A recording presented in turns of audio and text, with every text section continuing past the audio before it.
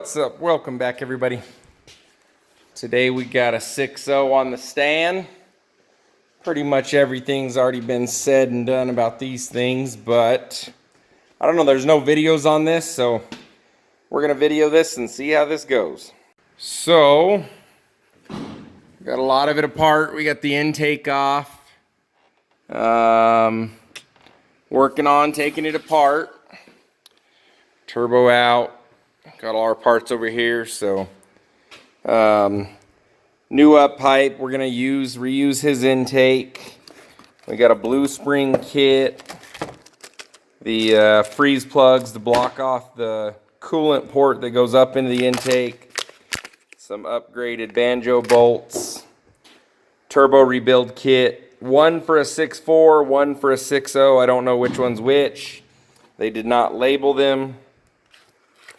And then we've got a new billet, impeller, and balance system. So we're going to do the same thing to the 6.4, but we're going to get into this thing, clean it up, take it apart, and see what it takes to put this kit in here. And that's about all we're doing on this guy. So let's see how this turbo setup goes. Let me start ripping into this guy. Alright, so both sides come off pretty easy. The V-band, then you knock that guy off. I did not see a seal. Let me see if it's on the...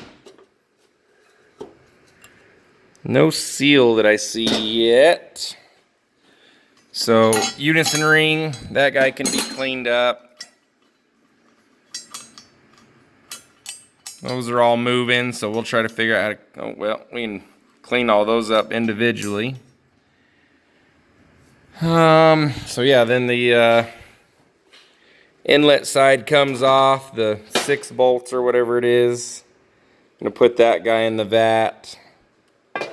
So now we're left with this center section.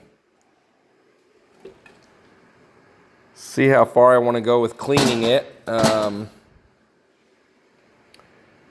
So we've got what seems to fit is 9/16, and then we've got something on that side. I can't quite tell, but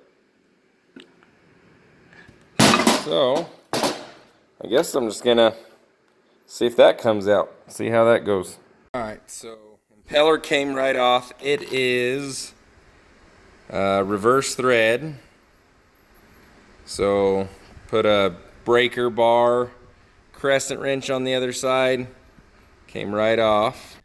Now I got to try to figure out how to get that guy out. I'm thinking about bopping it, but let's see how that goes. All right, so I just lightly hit that, came right out. So there's our 2 bushings. Got a little bit of gunk on it. My phone's not wanting to focus.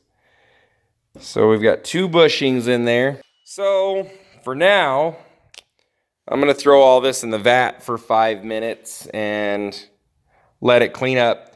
Sometimes a bad idea to wash stuff if you can't get all of the water and stuff out. But I'm going to continue to disassemble this, and I trust in myself to get all the water out. So yeah, let me clean up my bench. That way I'm not working in a mess like I am now.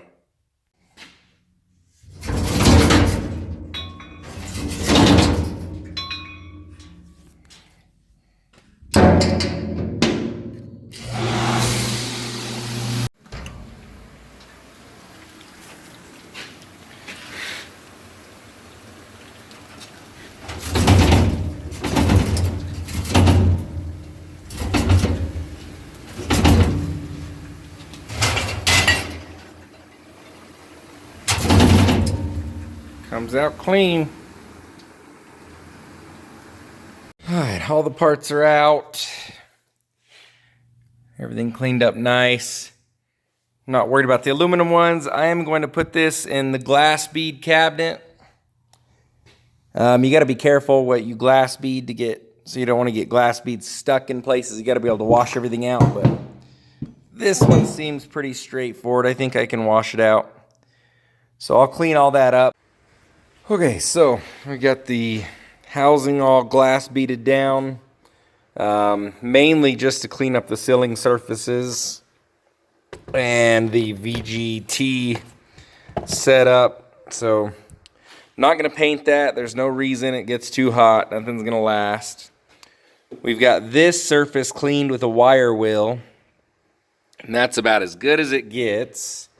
And we got the unison ring sandblasted down, glass beaded down, so somewhere there's a little notch. So I think this goes down, right there. So about as good as that gets. Glass beaded all these, dusted those off.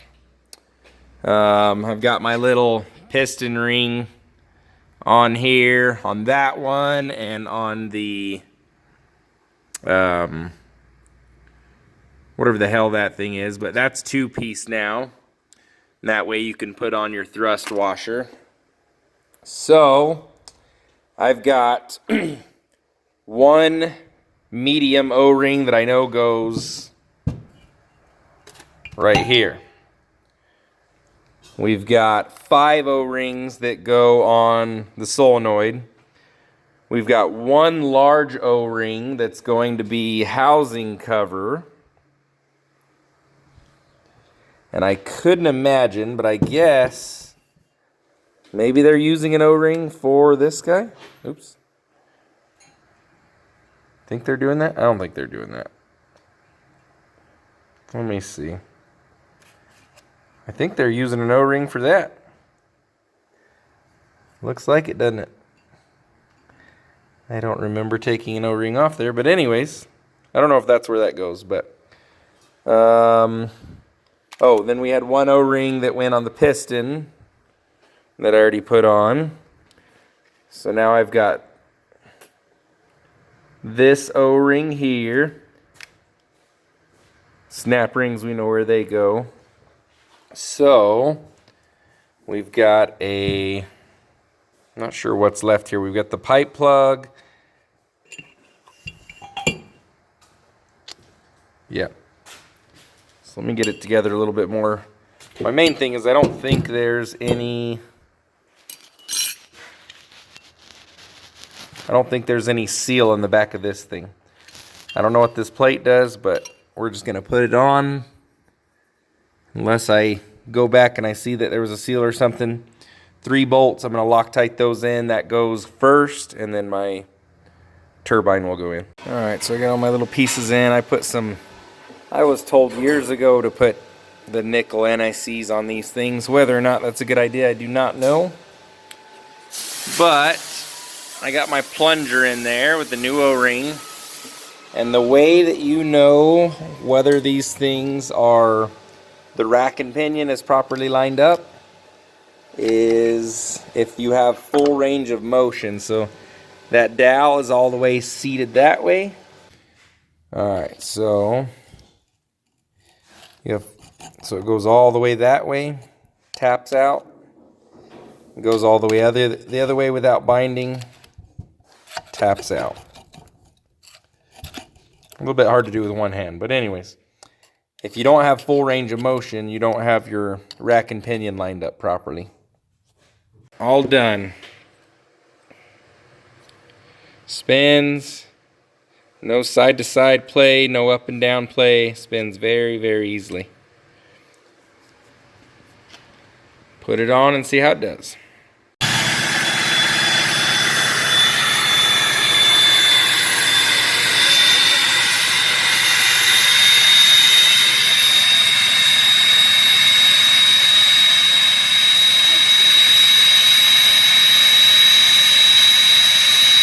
So, not sure if I have good lighting here, but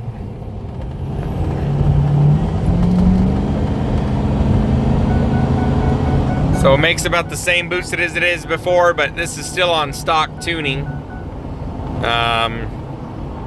Drives good response. I don't know if no smoke. Get on it all the way flat to the floor. No smoke at all. Let me start out from a dead stop and we'll see how it goes. Let's see if I can do this and put my hand behind the steering. So, dead stop.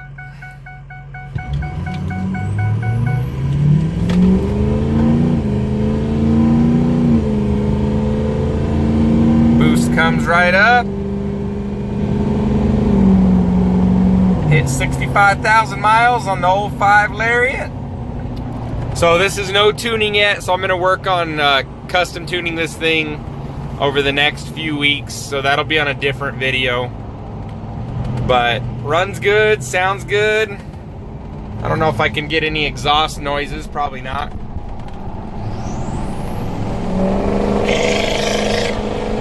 A little bit there.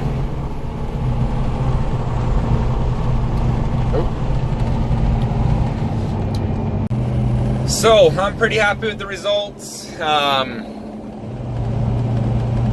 Like I said, once we get good tuning in and try to figure out where its happy spot is, then I'm gonna tune it with HP tuners. Try not to get it to smoke too much, but still push it as far as I can without barreling out smoke. Yeah.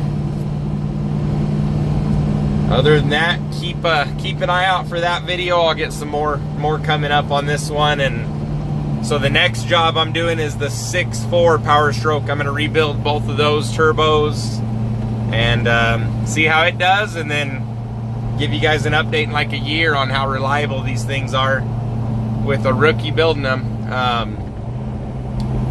So I did the 363 SXE single turbo on my other 6.4 powerstroke.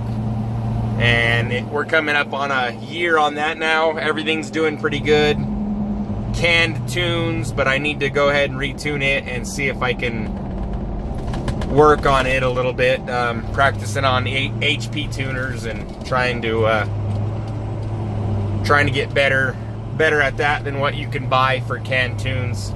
So no check engine light on this. The last time I did a tune on a 6.0, I was having water and fuel light come on because of tuning, and then I was having a check engine light stay on over EGR, and that was a non-emissions compliant tune. So